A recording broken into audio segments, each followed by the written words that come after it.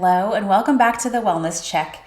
It's been a little while since I've been on here. Summer got away with me, and now we are back in the school year, and I'm back on track. So it's really good to see you guys. Today, I wanted to talk about the importance of sleep. Sleep is something that comes up in my office all the time, and I love talking about it, particularly ways of getting back on track with sleep. And if you have kids going back to school, or if you are a student or a college student, or anything is changing for you in terms of your routine, sleep is going to be imperative for the success of that routine and just making you feel better overall. So, if you are a person that has struggled with sleep, that means getting to sleep, staying asleep throughout the night, getting that restorative sleep that we hope for, or even just being able to wake up in the morning feeling refreshed or being able to get through the day. I want to share some tips and tricks with you that might help, and I hope that help. Something that I talk about a lot in my office with my clients and even just with myself. I have had sleep issues for a very, very long time. Let's talk about racing thoughts first. So if you are the type of individual that goes to bed, you lay down, and your mind starts really racing, it's thinking about what you have to do tomorrow, a big test, a big presentation, a big something, and you're anxious or nervous about it, or don't forget to do this, don't forget to get this at the grocery store, or even if it's replaying something you did decades ago in third grade that was really embarrassing, your mind has a way of bringing that stuff up when you finally have a quiet moment in your day and not many distractions. It's the way we're wired. Nothing is wrong with you, okay? But it is something we want to attend to and try to redirect if we can so that you can sleep and have a good night's rest.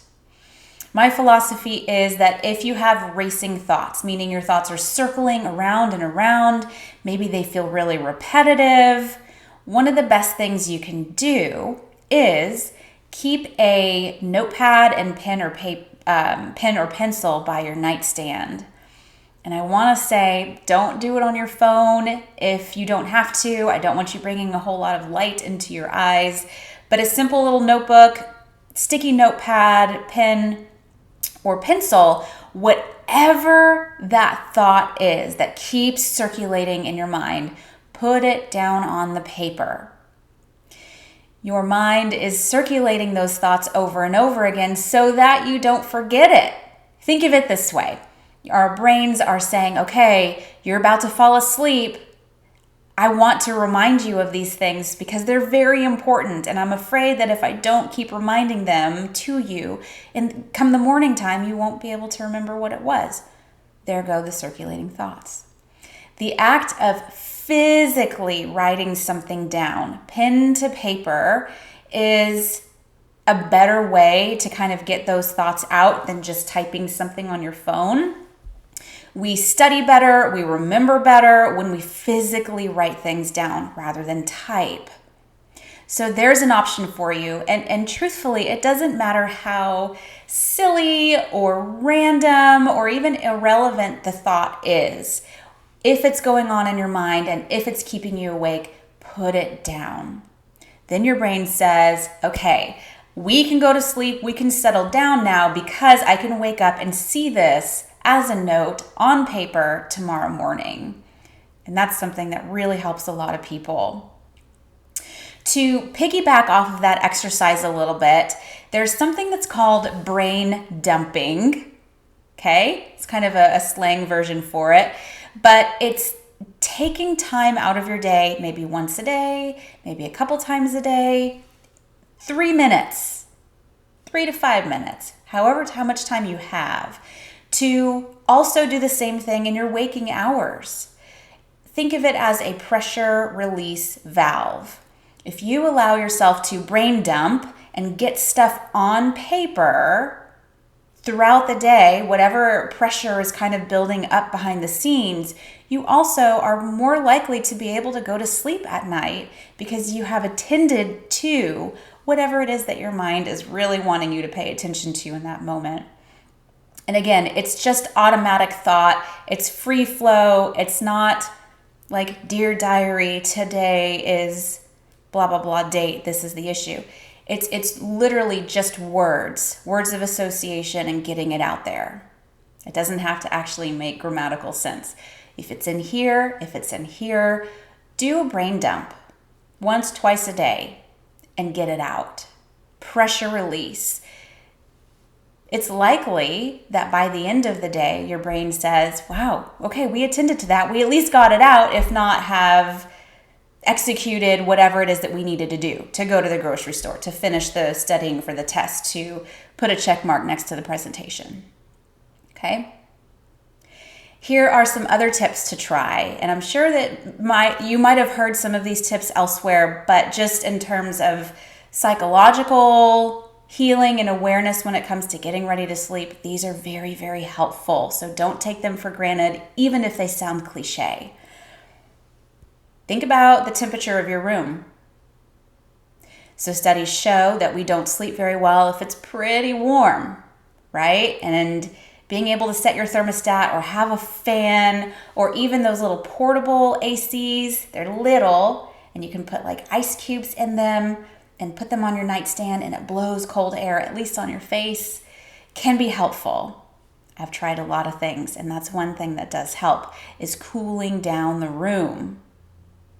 Many people also like to have the comfort of having something on them, a blanket, a weighted blanket, a comforter, a sheet, something. So if your room is already hot and you need that pressure on your skin and on your body from a blanket, you might actually be overheated and your body's going to have a hard time adjusting to that and acclimating to that. Let's also talk about caffeine. What does your caffeine intake look like? Have you built a tolerance to caffeine where maybe it's easy for you to enjoy 3-4 cups of coffee in a day? Or maybe you're drinking your caffeine a little bit too late in the afternoon. The recommendation is let's try and cut that back anywhere before noon. And of course, that's dependent on your work schedule and sleep schedule and all of that. But if you are having caffeine later in the day, it can take a few hours to wear off and you can feel really keyed up, neurologically just keyed up if you have caffeine too late in the day. So maybe limit your coffees, whatever it is, if it's sodas, or go for lower caffeinated drinks like teas. And I have a whole spiel on caffeine as it is, coffee versus tea, and how they interact with your body system very differently, and how that interacts with anxiety. I'll save that for another video. Limit your caffeine and limit it to between 12 and 2 in the afternoon. And let's see if that helps. Let's talk about another thing. In this day and age, light from technology is everywhere. We have artificial light from our phones, computers, televisions, even just like the screens on your car, right? We have these big screens that we can touch and give us a lot of blue light throughout our day. Our bodies haven't gotten to the point where they can decipher between natural sunlight and blue light. We have a circadian rhythm, and within that circadian rhythm, we have ebbs and flow of cortisol and melatonin. So melatonin is our natural sleepy chemical, and it tends to escalate and increase as the day gets darker. So the sun is beginning to set, there's not as much light coming through the windows. That's a cue for melatonin to start really increasing, and that tells our body that it's time to go to bed. But if it's getting dark outside and we have the TVs on and we have a lot of noise and we have our phones in our faces or our tablets, we're watching movies, whatever it is, even if we're driving in the dark and we have that really bright screen in our eyes from our car, it's really hard for melatonin to figure out what to do with that. So melatonin production is behind, the natural sleep cues are behind, and that can kind of mess up the circadian rhythm. Cortisol is the other one. Cortisol gets a bad rap in a lot of ways. It's a buzzword in society right now, but we all have it, and it's designed also to ebb and flow throughout the day. So cortisol is our wake up hormone when it's in an appropriate level. So we wake up in the morning and cortisol begins to rise. And cortisol is what tells us to wake up. It tells us to give energy to it gives us energy to our body. And it's also light dependent. So again, if melatonin is getting disrupted, cortisol is also getting disrupted because they go hand in hand. And then we add the other layer of stress hormone, cortisol, when it's not in its appropriate layers because we're so stressed, our anxiety makes it worse. So if we're super stressed, overwhelmed, anxious, etc., our cortisol is higher than it should be. And it's really hard for our bodies to maintain that type of hormone activity. So that in itself will perpetuate sleep problems. So think about on a big picture what we're trying to do. We're trying to get melatonin and cortisol to work symbiotically.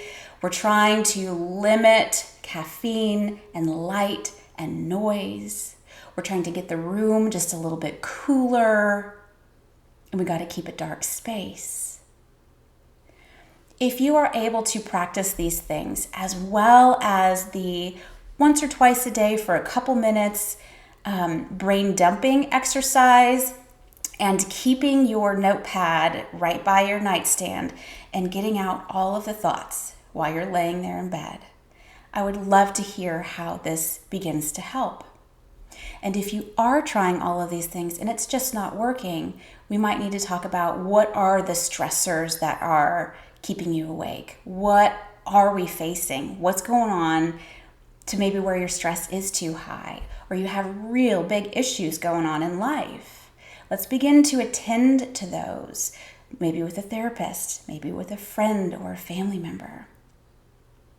As a bonus, I wanted to also attach 2 links down below in the bio for some additional resources.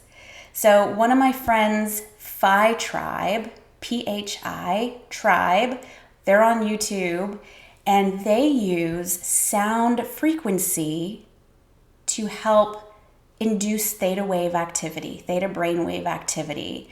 And that brainwave activity is what is partially one of the stages of sleep that we get into in the beginning of our sleep cycle that help us to feel really relaxed.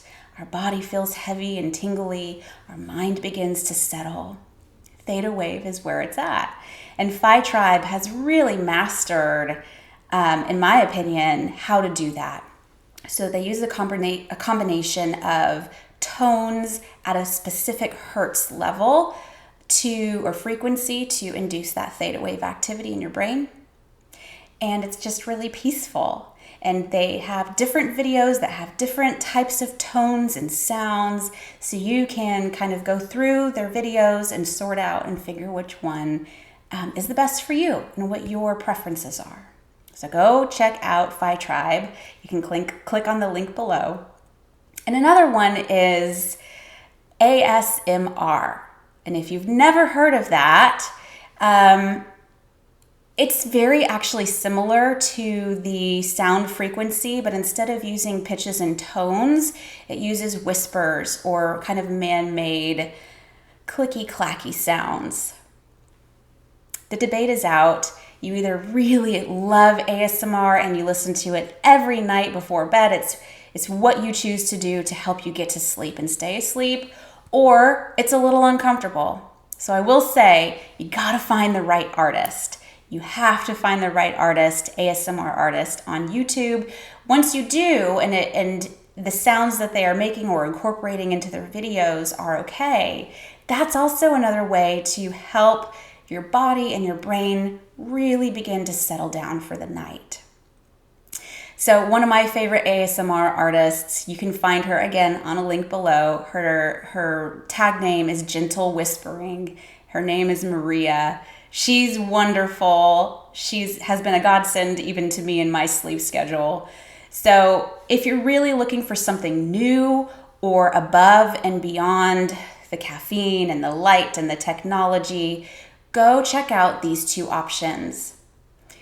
Both of these are best if you have headphones. Over the ear headphones are really the best, but if you just have AirPods or something that you can stick in your ears, that will work as well. But I'd love to hear what you think about it, if you think it's helpful, if you don't, if you're still struggling after trying these things. Maybe it's time we can set up an appointment with your therapist. Let's get talking about what the real stressors are. But in the meantime, I hope that this helps. Give it a try. Let me know what you think. Leave some comments below. Don't forget to click subscribe. I have lots of tools and tips for mental health and functioning all over the place. So thank you for tuning in, and sweet dreams.